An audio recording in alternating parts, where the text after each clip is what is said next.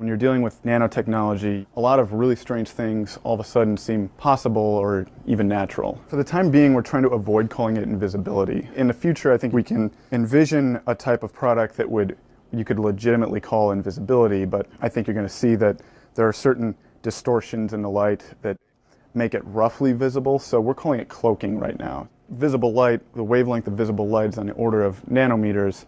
Nanoparticles are on the right scale to sort of interact with that and manipulate it.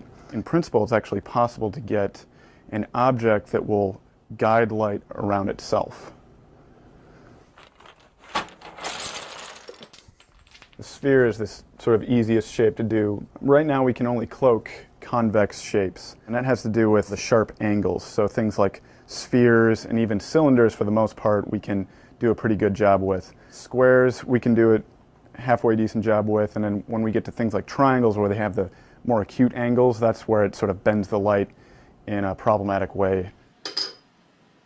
A lot of other research groups have tried to build three-dimensional structures that can do this sort of light guiding, but working with nanoparticles, we prefer to use self-assembly. And in turn, we prefer to use liquids because as the liquid dries, the particles can come together in a particular way. So by controlling the structure of the particles, we can control how they come together. Go ahead. Now it's important to get the droplet size right since this is sort of a surface area effect, so that's why we're using this atomizer. Of course, it takes a while for the students to get the technique down. If things don't dry evenly, that adds to the distortion of the light. So we just chose to use a simple hair dryer, and it also speeds things up for the demonstration. So what future uses do we envision for this paint? I mean, of course, beyond the general novelty of being able to move about undetected, I think there are going to be a lot of applications for this. So, of course, the military is very involved.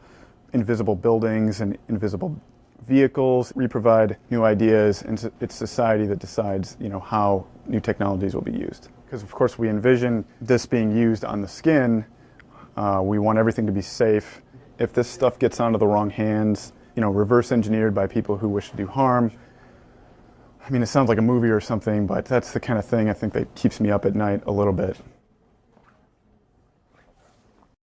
Well, basically, the words would be too great to say teleportation, but in a way, the broken key has disappeared from the current location and it showed up in a different ion chamber